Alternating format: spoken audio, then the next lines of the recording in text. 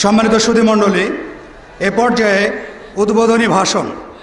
উদ্বোধনী ভাষণ প্রদান করছেন আহলে হাদিস আন্দোলন বাংলাদেশের মোহতারাম আমিরে জামাত প্রফেসর ডক্টর মোহাম্মদ আসাদুল্লাহ আল গালিব। আসসালামু আলাইকুম ওয়া রাহমাতুল্লাহি ওয়া বারাকাতুহু। আসসালামু আলাইকুম ওয়া রাহমাতুল্লাহি ওয়া বারাকাতুহু। ইন্নাল হামদুলিল্লাহ নাহমাদুহু ওয়া নাস্তাঈনুহু ওয়া নাস্তাগফিরুহু ওয়া নু'মিনু বিহি ওয়া নাতাওয়াক্কালু আলাইহি ওয়া নাউযু বিল্লাহি মিন শুরুরি আনফুসিনা ওয়া মিন সাইয়্যাতি আ'মালিনা। মান ইয়াহদিহিল্লাহু ফালা মুদিল্লা লাহু ওয়া মান ইউদ্লিল ফালা হাদিয়া লাহু। ونشهد أن لا إله إلا الله وحده لا شريك له ونشهد أن محمدا عبده ورسوله أما بعد.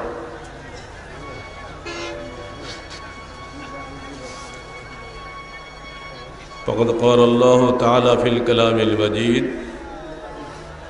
فأعوذ بالله السميع العليم من الشيطان الرجيم. بسم الله الرحمن الرحيم. يا أيها الناس اعبدوا ربكم الذي خلقكم من نفس واحدة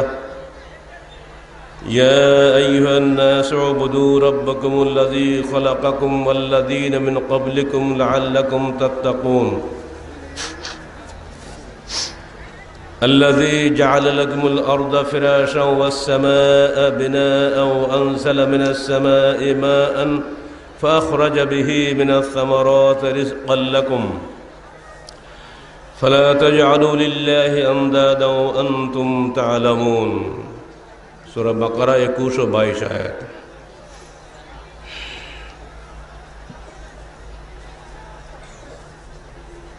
সম্মানিত উলামায়ে কেরাম, সাথীবৃন্দ এবং 27তম বার্ষিক তাবলীগী ইজতেমায় আগত আহলে হাদিস আন্দোলন বাংলাদেশের বিভিন্ন পর্যায়ের কর্মী, শুভানুধ্যায়ী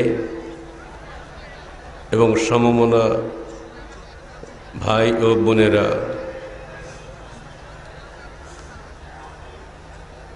আহলে হাদিস আন্দোলন বাংলাদেশের এই মাটিতে কি আহ্বান নিয়ে তার পদযাত্রা শুরু করেছিল, সেটা দেশের মানুষের কাছে খুবই সুপরিচিত। বিশেষ বিশেষ কতকগুলি কারণে শুধুমাত্র দাওয়াত এবং শুধুমাত্র সুন্দর আনুষ্ঠানিকতার মাধ্যমে বা শুধুমাত্র সাংগঠনিক কর্মকাণ্ডের মাধ্যমে এটা সম্ভব হয়নি। এ দাওয়াতের অন্তর্নিহিত যে তাৎপর্য রয়েছে, সেটা মানুষের হৃদয়ের গভীরে এমনভাবে প্রথিত, যেটাকে জেল জুলুম বা দুনিয়াবি কোনো শক্তি দিয়ে প্রতিহত করা সম্ভব নয়। যারই কারণে সুদূর টেকনাফ, কক্সবাজার, চট্টগ্রাম থেকে, সুদূর সিলেট, হবিগঞ্জ, মৌলভীবাজার থেকে, সুদূর মাদারীপুর, শরীয়তপুর, বাগেরহাট থেকে,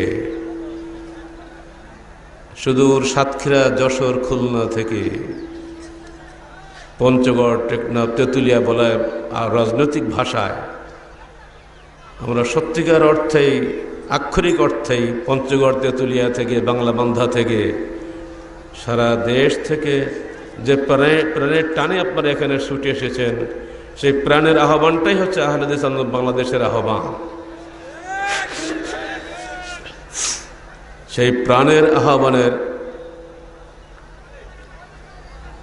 যে চৌম্বিক আকর্ষণ সৃষ্টি হয়েছে, এটাকে বাধাগ্রস্ত করার জন্য যুগে যুগে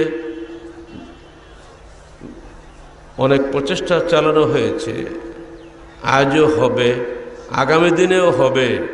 কিন্তু স্রোত কি থেমে থাকবে বলে আপনারা মনে করেন? যখনই স্রোত থেমে যাবে তখন সেটা আর নদী থাকবে না, ওটা হ্রদ হয়ে যাবে। কোনো আন্দোলনের গতিশীলতা নির্ভর করে তার প্রাণস্রোতের উপরে, এরপরে নির্ভর করে তার লক্ষ্য উদ্দেশ্য মূলনীতির উপরে, এরপর নির্ভর করে সঠিক কর্মসূচি ও কর্মপদ্ধতির উপরে। লক্ষ্য উদ্দেশ্য মূলনীতি কর্মসূচি ও কর্মপদ্ধতির সঙ্গে যখন মিল হয়ে যায়, তখনই সারা দেশ থেকে ওই অন্তরের মানুষগুলো একত্রিত হয়ে যায়। এটাই হাদিসের ভাষায় বলতে হয় আরওয়াহুল মুমিনিনা জুনুদুম মুজান্নাদা, মুমিনদের অন্তরগুলো সব একই সেনাবাহিনীর অন্তর্ভুক্ত। যখন তারা একে অপরের অন্তরকে চিনতে পারে, এই ইতালাফা, তাদের মধ্যে মহব্বতের বন্ধন সৃষ্টি হয়। আর যখন একে অপরকে চিনতে পারে না, তখনই তারা স্থানকারা পৃথক হয়ে যায়। তো একই অন্তরের মানুষ দেশের বা বিদেশের যেখানে থাকুক না কেন, নওদাপাড়ার এই মাটি থেকে আমরা যে আহ্বান জানাই, বিদেশে থাকলেও তাদের অন্তরের রন্ধ্রে রন্ধ্রে এই আওয়াজ সেখানে অনুরণন সৃষ্টি করে। আর এই অনুরণন যখন বাংলাদেশের অধিকাংশ মানুষের হৃদয়ে একদিন সমানভাবে জেগে উঠবে, তখনই এদেশের মাটিতে আল্লাহ পাকের সার্বভৌমত্ব প্রতিষ্ঠা লাভ করবে।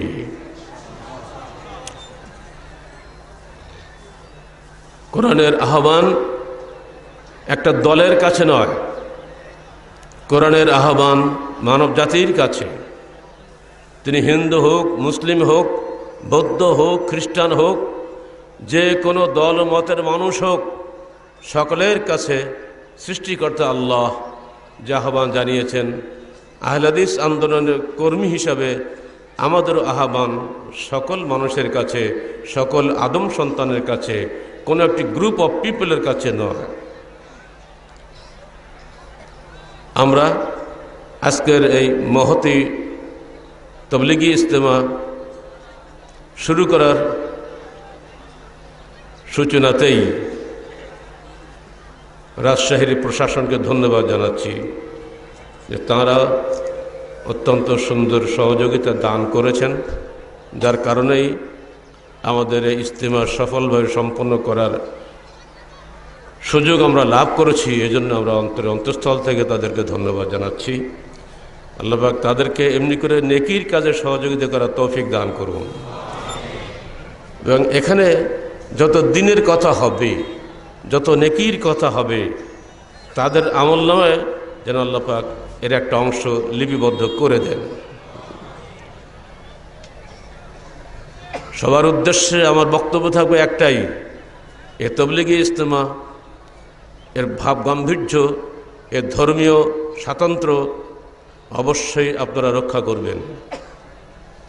এই ইজতেমায় কখনোই পুলিশ লাগে না, পুলিশ আসে আলংকারিক অর্থে, দায়িত্ব পালনের স্বার্থে, এটা তাদের প্রশাসনিক দায়িত্ব। কিন্তু আলহামদুলিল্লাহ আজ পর্যন্ত এই 27 বছর আমরা ইজতেমা করছি, সবটাই অবশ্য এখানে হয়নি, 26টা এখানে, একটা হচ্ছে ঢাকাতে। কোনোটাতেই আজ পর্যন্ত সামান্যতম কোনো আইনশৃঙ্খলা বিরোধী কোনো কর্মকাণ্ড ঘটেনি। এটাই কি আমাদের জন্য বড় পাওয়া নয়? কোনোদিন একটা চোর দেখতে পাইনি আমরা, কোনোদিন কোনো মাদক সেবীকে আমরা টের পাই নাই, কোনোদিন কারো কোনো ক্ষতিকর কোনো কাজ কারো দ্বারা আমরা করতে দেখি নাই। আপনারা কি এই ঐতিহ্য অক্ষুণ্ণ রাখতে পারবেন? পারবেন? আল্লাহ তুমি সাক্ষী থাকো। প্রত্যেকে সাহায্য করবেন, প্রত্যেককে সুন্দরভাবে সহযোগিতা দিয়ে নিজের নেকি উপার্জনের প্রতিযোগিতা করবেন। কারণ ক্বালা রাসূলুল্লাহ সাল্লাল্লাহু আলাইহি ওয়াসাল্লাম, আল্লাহু ফি আউনিল আবদে মা কানাল আবদু ফি আউনি আখিহি, আল্লাহ বান্দার সাহায্যে অতক্ষণ থাকেন যতক্ষণ বান্দা তার আর এক ভাইয়ের সাহায্যে থাকে। অতএব এই হাদিসের সঙ্গে এটাও যুক্ত হয়ে আছে, যখন আমার বান্দারা কোনো একটি স্থানে একত্রিত হয় এবং সেখানে কোরআন হাদিসের আলোচনা পর্যালোচনা করে, তখন সেখানে ফেরেশতা মণ্ডলী সেখানে ঢেকে রাখে এবং সেখানে সাকিনাহ নামক বিশেষ রহমত বর্ষিত হয়। এই রহমত আমাদের এখানে আমাদের অলক্ষ্যে অদৃশ্য জগতে লক্ষ লক্ষ ফেরেশতার মাধ্যমে এখন নাজিল শুরু হয়েছে। আপনারা কি চান এই রহমতের ফেরেশতারা এখান থেকে চলে যাক? যদি আমরা কোনো অন্যায় করি ফেরেশতা কিন্তু এখানে থাকবে না, দুঃখিত হয়ে চলে যাবে। আমরা চাই না যে আল্লাহর রহমত থেকে আমরা বঞ্চিত হই। আল্লাহ পাক যে আমাদেরকে এতদিন যাবত বাঁচিয়ে রেখেছেন এবং এই ইজতেমাতে বক্তব্য রাখার তৌফিক দান করেছেন, এজন্য সবার আগে আমি আল্লাহ পাকের শুকরিয়া আদায় করছি, আলহামদুলিল্লাহ। আল্লাহ পাক বনু আদমকে লক্ষ্য করে বলছেন, ইয়া আইয়ুহান নাস, হে মানব জাতি, উবুদু রাব্বাকুমুল্লাযী খালাকাকুম ওয়াল্লাযীনা মিন ক্বাবলিকুম লাআল্লাকুম তাত্তাকুন। তোমরা দাসত্ব করো তোমাদের প্রতিপালকের, যিনি তোমাদেরকে সৃষ্টি করেছেন এবং তোমাদের পূর্বপুরুষকে সৃষ্টি করেছেন, যাতে তোমরা সত্যিকার অর্থে আল্লাহ ভীরু হতে পারো। এবার আল্লাহ পাক প্রমাণ উপস্থাপন করছেন মানুষের সামনে, আল্লাযী জাআলা লাকুমুল আরদা ফিরাশা ওয়াস সামাআ বিনাআ, যিনি তোমাদের জন্য এই বিছানাকে, এই পৃথিবীটাকে বিছানা স্বরূপ করেছেন এবং আসমানকে ছাদ স্বরূপ করেছেন। ওয়া আনজালা মিনাস সামাই মাআন, এবং আসমান থেকে তোমাদের জন্য বৃষ্টি বর্ষণ করেন। ফাআখরাজা বিহি মিনাস সামারাতি রিজকাল লাকুম, অতঃপর তোমাদের খাদ্য দানের জন্য সেখান থেকে বৃষ্টি বর্ষণ করেন। ফালা তাজআলু লিল্লাহি আনদাদা, অতএব তোমরা আল্লাহর জন্য কোনো শরীক নির্ধারণ করো না। ওয়া আনতুম তা'লামুন, জেনে বুঝে কেন বলা হচ্ছে যে বৃষ্টি নাজিল করার ক্ষমতা মানুষের নাই, আবহাওয়া পরিবর্তন করা পরিচালিত করার ক্ষমতা মানুষের নাই, সূর্য উঠানো ডুবানোর ক্ষমতা মানুষের নাই, এই মাটির বিস্তৃতির ক্ষমতা মানুষের নাই। কিছুক্ষণ চোখ বুজিয়ে কল্পনা করুন তো, এই মুহূর্তে আপনি এক রাজশাহী টু ঢাকার প্লেনে আছেন। আপাতত কল্পনা করুন যে আমরা সবাই একটা বিমানের মধ্যে আছি। এই বিমানের মধ্যে আমরা চলাচল করি, খানাপিনা করি, হাসি ঠাট্টা করি, অনেকে গান বাজনা করে, সালাত সিয়াম সবই চলছে বিমানের মধ্যে। একবারও কিন্তু চিন্তা হয় না যে এটা কোনো বিমান, আমি যে উড়ে যাচ্ছি বোঝাই যায় না। এখন ওখানে বসে যদি আমি বলি কিসের বিমান, আমি ইচ্ছা যা খুশি তাই করতে পারি, এটা বোকা ছাড়া কোনো বুদ্ধিমান লোক বলবে? বিমানের ক্যাপ্টেনের হাতেই রয়েছে তার গতি, ইঞ্জিনে ওখানে যদি কোনো সমস্যা হয়ে যায় সঙ্গে সঙ্গে একেবারে আমাদের সবার জীবনের ইতি, কেউ একটা আমাদের কোনো অস্তিত্বই আর থাকবে না। পুরো পৃথিবীটা একটা গ্রহ, মহাশূন্যে সৌরলোকে অসংখ্য গ্রহ নক্ষত্রের মধ্যে পৃথিবী একটা ভাসমান গ্রন্থ, একটা গ্রহ। এই গ্রহেই আমরা বসে আছি। এই গ্রহের যিনি পরিচালক তিনি আমার আল্লাহ। তার সঙ্গে যদি আমরা বেয়াদবি করি, তিনি বিমানকে যেমন ধ্বংস করে যেমন দুনিয়াতে নিশ্চিন্ন করে দিতে পারেন, আমাদের অবস্থা কিন্তু তাই হবে। অতএব যাত্রীরা যদি ড্রাইভারের সঙ্গে বেয়াদবি করে, গাড়ির যে দুর্দশা হয়, দুনিয়ার অধিবাসীরা যদি আল্লাহর সঙ্গে বেয়াদবি করে, আল্লাহর বিধানের সঙ্গে বেপরোয়াহি করে, তাদের অবস্থা ঠিক তাই হবে। অতএব আল্লাহর নির্দেশ, ইয়া আইয়ুহান নাস, হে আদম সন্তান, হে মানব জাতি, উবুদু রাব্বাকুম, তোমরা দাসত্ব করো তোমাদের প্রতিপালকের। উবুদু খালিকাকুম বলা হয় নাই, তোমাদের সৃষ্টিকর্তার দাসত্ব করতে বলা হয় নাই। এটা কাফেরও মানে, মুমিনও মানে, ঠিক না? আমরা যে নিজে নিজে সৃষ্টি হই নাই এটা কিন্তু সবাই মানে, কিন্তু রব্বাকুম বেলায় হয়ে সমস্যা। তিনি যে আমাদের প্রতিপালক এইটা আমরা মানতে চাই না। দূর অতীতে ফিরআউন বলেছিল, আনা রব্বুকুমুল আলা, আমি তোমাদের বড় প্রতিপালক। আজকে যদি আমরা ভাবি আমরা এই সরকারের পক্ষ থেকে রেশন দেই, আমাদের অর্থনীতি পরিচালিত করি, ব্যবসায়ীরা ব্যবসা করে, শিল্পপতিরা শিল্প পরিচালনা করেন বলেই তো দেশে খানাপিনা ভালো, মানুষের আর্থিক অবস্থা ভালো। এইটা যদি আমরা ধারণা করে অহংকারী হয়ে যায়, তাহলে কিন্তু সেদিনে ফেলে আসার কারণের মতো হবে আমাদের অবস্থা, ফেরাউনের মতোই অবস্থা আমাদের হবে। এই বিশ্বাস রাখতে হবে আমরা পরিপূর্ণভাবে আল্লাহ পাকেরই দয়ায়, তারই অনুগ্রহে এই পৃথিবীতে বসবাস করছি। তাই মানুষের সার্বিক জীবনের দাসত্ব এখানে বলা হয়েছে, শুধু একটা সাইডে নয়। শুধু সালাতের সময় আপনি আল্লাহকে সেজদা করবেন, কিন্তু অন্য সময় আল্লাহ কোন বিধান মানবেন না, তাহলে কি আপনি আল্লাহ খুশি হবেন? বাপকে বাপ বলে ডাকার সময় ছেলে খুব জোরালো আছে, কিন্তু বাপের হুকুম ছেলে কখনোই মানে না। বাপ বলে খোকা মদ খেতে নাই, ইয়াবা খেতে নাই, ছেলে বলে আব্বা মদ না খেলে জোশ হয় না, তুমি এগুলো বুঝো না, বুড়ো মানুষ। বাপের অনুগত ছেলে, কিন্তু বাপের হুকুম মানে না, ওই ছেলের প্রতি বাপকে তাদের দোয়া করবে? প্রশ্নই ওঠে না কখনো। অমনি করে আপনি আল্লাহর সৃষ্ট জীব, একটা মানুষ, আপনি আল্লাহকে ডাকছেন বারবার, ফানাফিল্লা বাকাবিল্লা হয়ে যাচ্ছেন, আল্লাহর নামে একদম পাগল হয়ে যাচ্ছেন, অথচ আল্লাহর বিধান মানছেন না। আল্লাহ কি আপনার উপরে খুশি হবে? আপনার সামাজিক জীবন, আপনার বৈষয়িক জীবন, অর্থনৈতিক জীবন, আপনার সামগ্রিক জীবন চলছে নিজস্ব খোশ খেয়ালে, মন যা চায় তাই করছি, অথচ একবার ভেবে দেখছি না আল্লাহ কি বলেছেন এই ব্যাপারে, রসুল কি বলেছেন এই ব্যাপারে, এটা কখনো আমরা চিন্তা করি নাই। তাই আহলে হাদিস আন্দোলন বাংলাদেশের আহ্বান মানব জাতির কাছে, আসুন পবিত্র কোরআন, বলুন তো আমার সাথে, আসুন পবিত্র কোরআন ও সহিহ হাদিসের আলোকে জীবন গড়ি। এটাই হচ্ছে আমাদের মৌলিক আহ্বান। ধর্মীয় বৈষয়িক জীবনের সর্বত্র আল্লাহ দাসত্ব করাই আমাদের সংগঠনের লক্ষ্য। সকল মানুষের নিকট উক্ত দাওয়াত পৌঁছানোর জন্যই আমাদের এই তবলিগি ইজতেমা।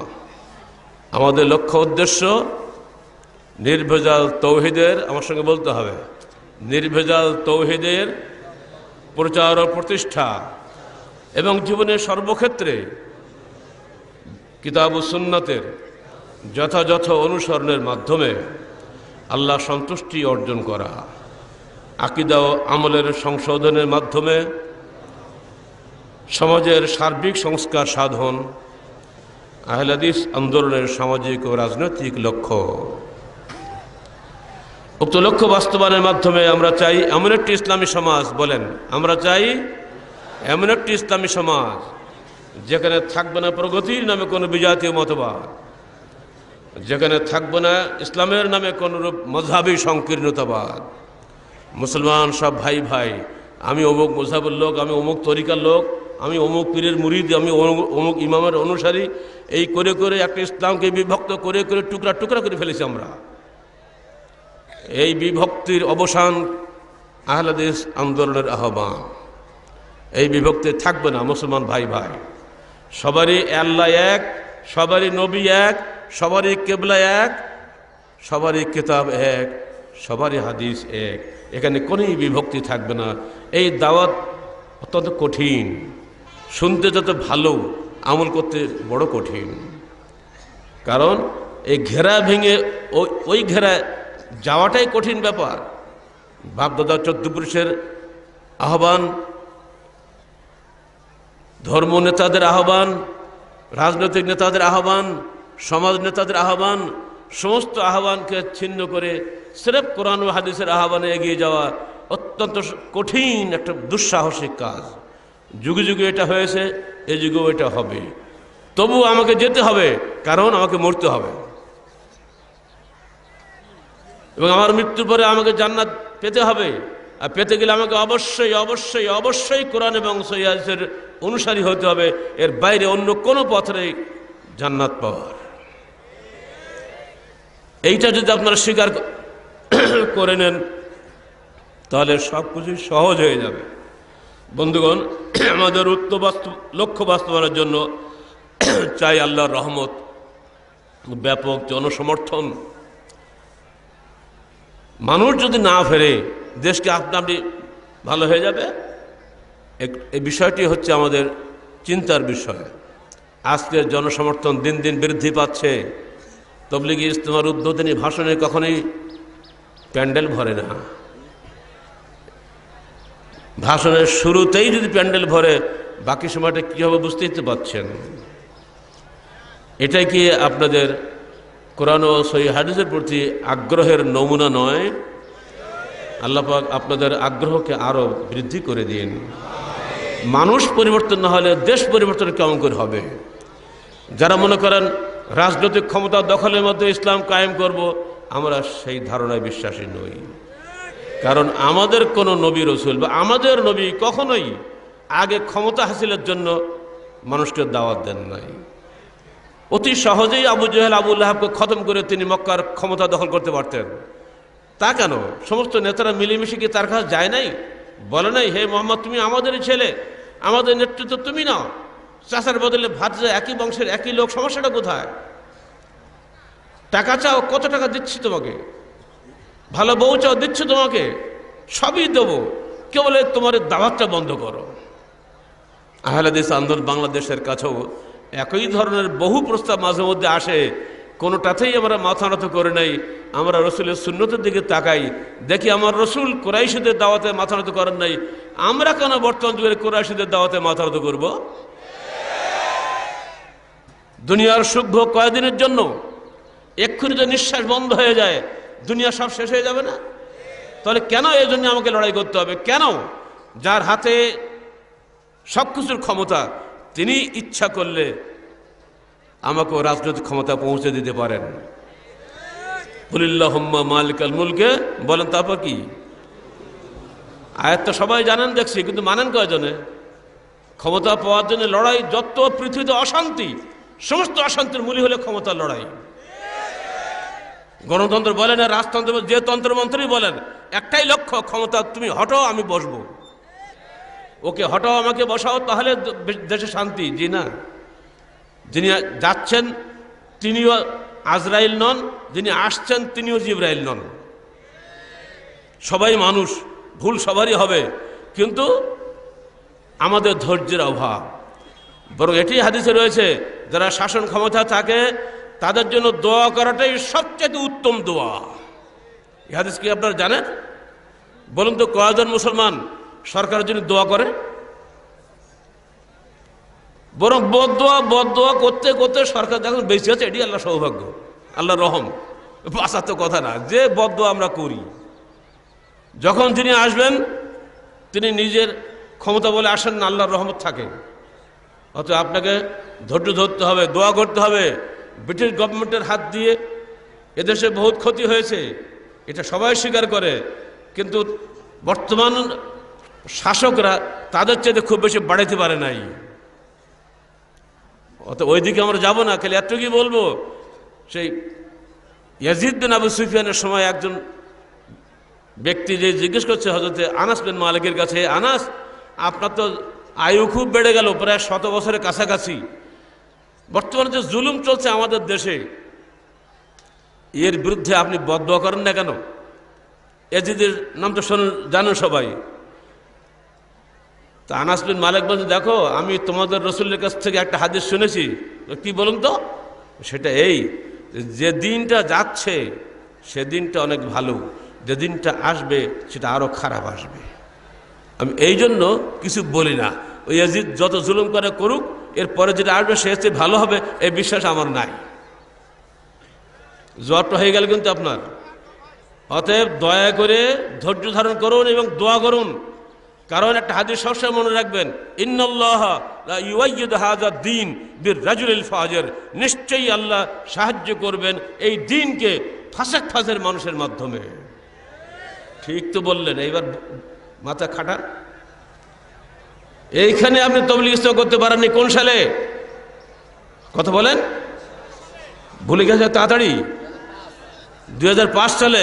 কেন পারেন নাই সেদিন? আপনার কি আসেননি সেদিন? কোন সমস্যা ছিল? কেন ছিল সেদিন? কে বাধা দিয়েছিল সেদিন? জি হ্যাঁ, ইসলামী মূল্যবোধের সরকার। তাহলে এত এত দেরিতে বলতে ভয় পাচ্ছেন কেন?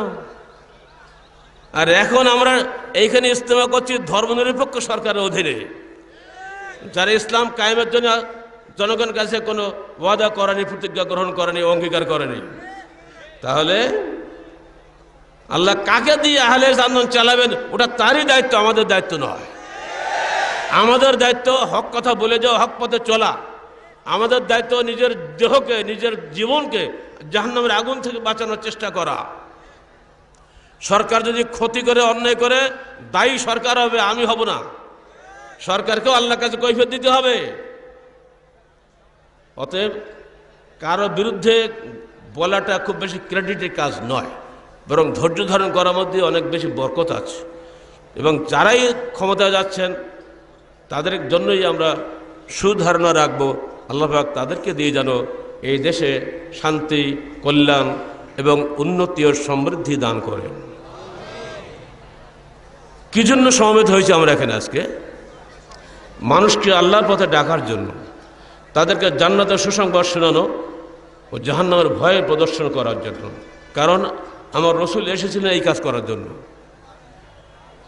তিনি কিন্তু আল্লাহর হুকুমে এসেছেন, নিজে কিন্তু নবী হওয়ার দাবি করেন নাই। দাবি করে নবী হওয়া যায় না। আল্লাহ নবী বানান বলে লোক নবী হতে পারে। নির্বাচনের মাধ্যমে নেতা হওয়া যায়, নির্বাচন দিয়ে নবী হওয়া যায় কি? নবী তো আল্লাহ সিলেকশন।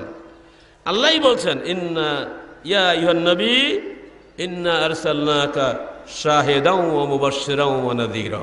হে নবী, আমরা তোমাকে পাঠিয়েছি সাক্ষী হিসাবে, সুসংবাদ দাতা হিসাবে এবং সতর্ককারী হিসাবে। তোমার দায়িত্ব একটাই, আর কি? দাআইয়ান ইলাল্লাহি বিইজনিহি ওয়া সিরাজাম মুনীরা।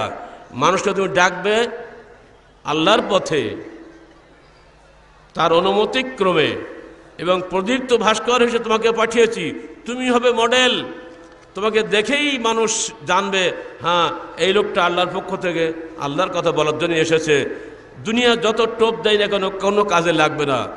আজকের সারা বাংলাদেশের মানুষ যেন এটা জানে যে বাংলার বুকে একটাই সংগঠন আছে সিরাজাম মুনীরা হিসাবে, যারা কোরআন হাদিস ছাড়া কিছু মানে না, কোরআন হাদিস ছাড়া কিছু জানে না, কোরআন হাদিসের বাইরে কোনো কথাও বলে না। আপনারা কি হতে পারবেন সেরকম?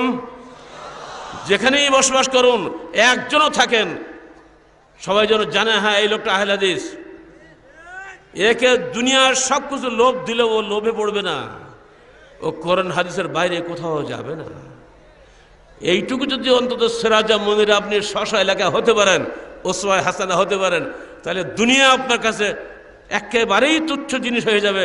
আল্লাহর রহমতে আপনি বিজয়ী হবেন। আমাদের দাওয়াত স্পষ্ট দিনের দাওয়াত, কোনো অস্পষ্টতার মধ্যে নাই। কারণ আল্লাহ রসুল বলে যাচ্ছেন আমাদেরকে, দেখো আমি চলে যাচ্ছে দুনিয়া থেকে, কিন্তু তারাকতুকুম আলাল বাইদা লাইলুহা কানাহারিহা লা ইয়াজিগু আনহা বাদি ইল্লা হালিকুন। আমি ছেড়ে যাচ্ছি তোমাদেরকে একটা স্পষ্ট দিনের উপরে, যার রাত্রিটা দিনের মতো উজ্জ্বল। এই দিন থেকে যেই পথভ্রষ্ট হবে সে অবশ্যই ধ্বংস হবে। অর্থাৎ ইসলামকে বাদ দিয়ে, কোরআন হাদিস বাদ দিয়ে যে যতই চেষ্টা করুক না কেন, আলোর পথ দেখাক না কেন, ওটা আলো নয়, ওটা অন্ধকার। সেই স্বচ্ছ পথ কোনটা? মৃত্যুর 81 দিন পূর্বে বিদায় হজের ভাষণে আল্লাহ রসুলের ব্যর্থহীন ঘোষণা মানব জাতিকে লক্ষ্য করে, হে মানুষ মনে রেখো, তারাকতু ফীকুম আমরাইন লান তাদিল্লু মা মাসসাকতুম বিহিমা কিতাবাল্লাহি সুন্নাত নবিয়্যিহি। আমি তোমাদের কাছে ছেড়ে যাচ্ছি দুটো বস্তু, যতদিন তোমরা দুটো আঁকড়ে থাকবে ততদিন তোমরা পথভ্রষ্ট হবে না। সে দুটি বস্তু হলো আল্লাহর কিতাব এবং তার রসুলের সুন্নাহ। এর পরের দিন আইয়ামে তাশরিকের দ্বিতীয় দিন, অর্থাৎ কোরবানির পরের দিন, তিনি আরেকটা ভাষণ দিলেন। সেখানে তিনি বললেন, দেখো, ইন উমরা আলাইকুম আব্দুম মুজাদ্দাউন আসবাদু ইয়াকুদুকুম বিকিতাবিল্লাহ ফাসমাউ লাহু ওয়া আতিউ, রাওয়াহু মুসলিম। মনে রেখো, ইত্তাকুল্লাহ রাব্বাকুম ওয়া সাল্লু খামসাকুম ওয়া সুমু শাহরাকুম ওয়া আদ্দু যাকাতা আমওয়ালিকুম ওয়া আতিউ দা আমরিকুম উদখুলু জান্নাতা রাব্বিকুম, রাওয়াহু আহমদ আত তিরমিজি। কি চমৎকার ভাষা! হে মানুষ, শুনে রাখো, তোমরা তোমাদের প্রতিপালক আল্লাহকে ভয় করো, 5 ওয়াক্ত সালাত আদায় করো, রমাদানের সিয়াম পালন করো, তোমাদের সম্পদের জাকাত দাও এবং তোমাদের আমিরের আনুগত্য করো, অতঃপর আল্লাহর জান্নাতে প্রবেশ করো। বলুন সুবহানাল্লাহি ওয়া বিহামদিহি। কি চমৎকার সাজানো গোছানো কথাগুলো দেখছেন। আমি আবার বলি, আপনার শুনতে ভালো লাগবে, দেখবেন। আপনার কাব্যিক মানুষ আমরা সবাই। আল্লাহ রসুলকে বলে উম্মি নবী। ভাষার যে লালিত্য, ভাষার যে সুন্দর শব্দ চয়ন, যে বাকশৈলী, পৃথিবী স্তম্ভিত হয়ে যায়। আরবের এই ভাষা গর্ভী লোকেরা আল্লাহ রসুলের সামনে একেবারে মাথা নত করে ফেলতো, যে মোহাম্মদ তো আগে এত ভালো ভালো কথা বলতো না, এখন বলে কি করে। কি চমৎকার! ইত্তাকুল্লাহ রাব্বাকুম। তারপর সাল্লু খামসাকুম, সুমু শাহরাকুম, আদ্দু যাকাত আমওয়ালিকুম, আতিউ যা আমরিকুম, উদখুলু জান্নাত রাব্বিকুম। দেখছেন খেয়াল করে, মনে হচ্ছে কবিতা। তোমরা ভয় করো তোমাদের প্রতিপালকের, তোমরা আদায় করো 5 ওয়াক্ত সালাত, পালন করো রমজানের সিয়াম, আদায় করো মালের জাকাত, আনুগত্য করো তোমাদের আমিরের, প্রবেশ করো তোমার প্রতিপালকের জান্নাতে। কি চমৎকার, কি চমৎকার! আর তো কিছু দরকার নাই। এটা হলো মৃত্যুর 79 দিন আগের বক্তৃতা তার। আমরা তারই প্রিয় উম্মত। আমরা কি আমাদের নবীর রেখে যাওয়া ওসিয়ত পালন করতে পারি না? আহলে হাদিস আন্দোলন বাংলাদেশ ইসলামী ইমারত কায়েম করেছে, যে ইমারত ইয়াকুতুকুম বিকিতাবিল্লাহ, আল্লাহর কিতাব অনুযায়ী মানুষকে পরিচালনা করে। নিজের মন গড়া বিধান দিয়া পরিচালনা করে না। জামাতবদ্ধ জীবন ছাড়া মুসলমান যে কখনোই সম্মানিত হবে না। আল্লাহ রসুল মৃত্যুর আগেই তো বলে গেছেন, সাবধান, তোমরা আমিরের অধীনে ঐক্যবদ্ধ থেকো। আলাইকুমুল জামাআহ ওয়া ইয়্যাকুমুল ফুরকাহ, তোমাদের উপরে জামাতবদ্ধ জীবন অপরিহার্য করা হলো, বিচ্ছিন্ন জীবন নিষিদ্ধ করা হলো। মান আরাদা মিনকুম মাহবুবাতাল জান্নাহ ফায়ালজামুল জামাআহ, তোমাদের মধ্যে যারা জান্নাতের মধ্যস্থলে থাকতে চায় তারা যেন জামাতবদ্ধ জীবনকে অপরিহার্য করে নেয়। মনে রেখো, ইয়াদুল্লাহি আলাল জামাআহ, জামাতবদ্ধ জীবনের উপরে আল্লাহর হাত রয়েছে। বলুন আলহামদুলিল্লাহ। যদি এই জামাত কায়েম না হতো নওদাবড়াতে, সারা দেশ থেকে লোক এখানে আসতো। এটাই হলো আল্লাহ রসুলের শেষ ওসিয়ত প্রতিপালনের বাস্তব শুভ ফলাফল। জনগণের কাছে আমাদের একটাই আবেদন, আসুন উম্মতকে সতর্ক করার জন্য আমরা এমনি করে বছরে একবার এখানে আসি, বসি, কথা শুনি এবং এর মাধ্যমে এই বক্তব্য দেশের সর্বত্র পৌঁছে দিই জনগণের কাছে। এই যে দাওয়াত আমরা দিচ্ছি, পুরস্কারটা কি? যত মানুষ এই দাওয়াত গ্রহণ করে এই অনুযায়ী আমল করবেন, তত মানুষের যত নেকি হবে, সমস্ত নেকি আপনার আমলনামায় লেখা হবে, কিন্তু আপনার আমল কিছু কমবে না। এই যে বিশাল একটা ব্যাপার আছে, সেরেফ নেকির জন্যই আমরা কাজ করি, দুনিয়া কিছু পাওয়ার জন্য আমরা করি না। এই বিষয়টা সবসময় মনে রাখবেন। যারা আমরা এখানে বসেছি, একটা বেদুইনের কথা বলে দিই। বেদুইন মানে বোঝেন তো? মাঠে ঘাটে কাজকাম করে, যাদের কোনো অত সুশৃঙ্খল জীবন নাই। আল্লাহ রসুলের কাছে একদিন আসলেন, আতা আরাবিয়ুন ইলা নবী সাল্লাল্লাহু আলাইহি ওয়াসাল্লাম ফাকাল দুল্লানি আলা আমালিন ইযা আমালতু দাখালতুল জান্নাহ। হে আল্লাহ রসুল, আপনি আমাকে এমন একটা আমলের কথা বলে দিন, যখন আমি সেটা করব সঙ্গে সঙ্গে জান্নাতে প্রবেশ করব। আল্লাহ রসুল বললেন, দেখো, আনতা আবুদাল্লাহ, তুমি আল্লাহর ইবাদত করবে, ওয়ালা তুশরিকা বিহি শাইয়া, আল্লাহর সঙ্গে কাউকে শরীক করবে না। তুকিমুস সালাতাল মাকতুবাহ, তুমি 5 ওয়াক্ত ফরজ সালাত আদায় করবে। ও তুআদ্দি যাকাতাল মাফরুদা, ফরজ যাকাত আদায় করবে। ও তাসুম রমাদান, রমজান সিয়াম পালন করবে। লোকটি বলল, ওয়াল্লাযী নফসি বিয়াদিহি লা আযীদু আলা হাযা শাইয়ান ওয়ালা আনকুসু মিনহু, যার হাতে আমার জীবন, সে আল্লাহর কসম করে বলছি, আপনি যা বললেন তার চাইতে একটুও বাড়াবো না, একটুও কমাবো না। তখন আল্লাহ রাসূল কি বললেন, মান সাররাহু আন ইয়ানজুরা ইলা আহলিল জান্নাহ ফালয়ানজুর ইলা হাযা ইন সাদাকা।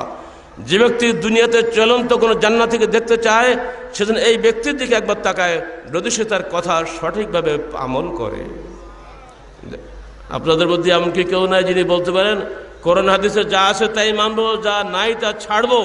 এই বলার সাহস কি আপনাদের আছে? তার চাইতে কিছুই বাড়াবেন না, কিছুই কমাবেন না। ইনশাআল্লাহ এটাই আপনার জন্য আমার জন্য জান্নাত নির্ধারিত হয়ে থাকবে। এই হাদিস তার বাস্তব দলিল। সবশেষে আপনাদের উদ্দেশ্যে আমার কয়েকটি নসিহত। এক, আমাদের হাত ও জবান দিয়ে কেউ যেন কষ্ট না পায়। রাজি আছেন?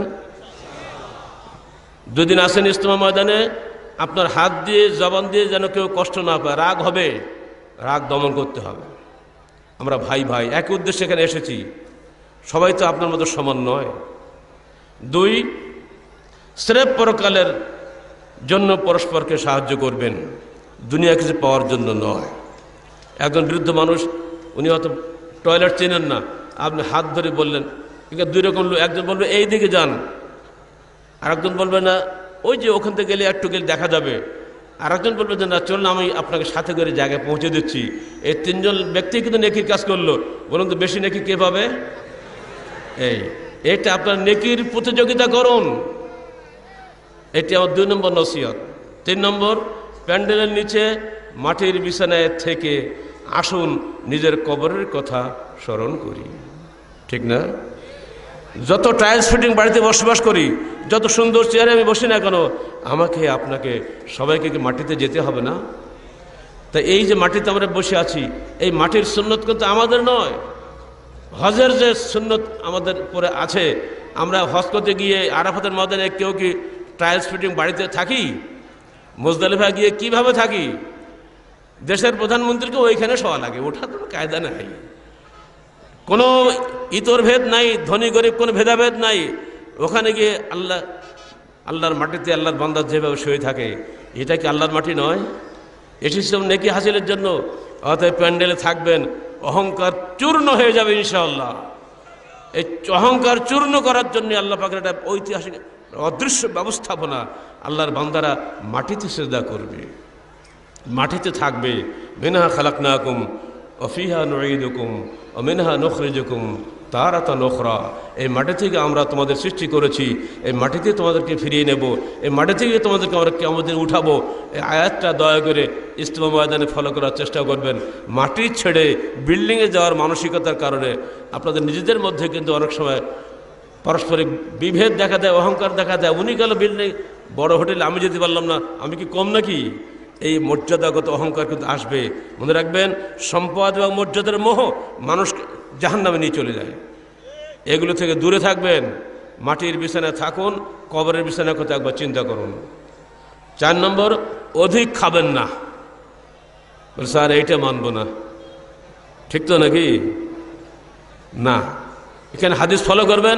আধা পেটা খাবেন, আর আধা পেটা পানি খাবেন, আর আধা পেটা খালি রাখবেন। 4 ভাগ করবেন, 1 ভাগ খাদ্য, 1 ভাগ পানি, আর 1 ভাগ ফাঁকা হাওয়া থাকবে।